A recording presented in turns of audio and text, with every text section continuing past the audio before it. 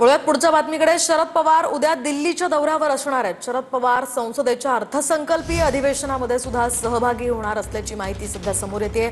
तर आपण पाहतोय सध्याची महत्त्वाची बातमी, शरद पवार उद्या दिल्लीला जाणार आहेत। तर उद्या शरद पवार संसदेच्या अर्थसंकल्पीय अधिवेशनात सुद्धा सहभागी होतील।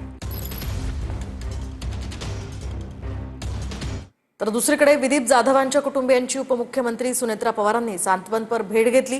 विमान अपघातात दादांचे सुरक्षा रक्षक विदीप जाधव यांचाही मृत्यू झाला होता।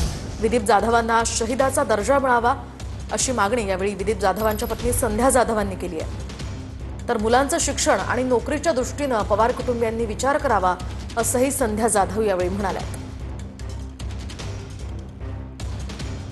आधार दिलाय की जसं दादा आणि माझे मिस्टर एकत्र होते, ते दोघंही शहीद झाले, माझे मिस्टर शहीद झाले, त्यानुसारच त्यांनी जेवढं केलं दादांसाठी तसं त्यांनी स्वतःला कधीही ते स्वतःचा विचार केला नाही आयुष्यात। 24 तास दादा दादा दादा तसं ते दादांच्या बरोबर ते शहीद झाले।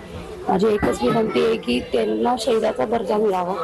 त्यांच्या मुलांना जसं शहीदांच्या मुलांची जी सवलत असते शिक्षणामध्ये, नोकरी धंद्यासाठी, पण सगळीकडे तरी शहीद म्हणूनच त्यांनी त्यांचं नाव घातलं।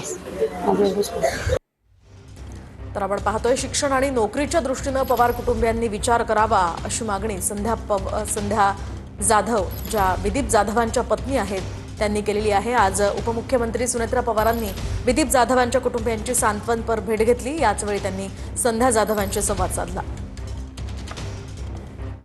दरम्यान फलटणमध्ये उपमुख्यमंत्री सुनेत्रा पवारांनी विदीप जाधवांच्या कुटुंबियांची सांत्वनपर भेट घेतली। तर काल सुप्रिया सुळेंनी अधिवेशनासाठी दिल्लीला जाण्याआधी विदीप जाधवांच्या कुटुंबियांशी संवाद साधला होता।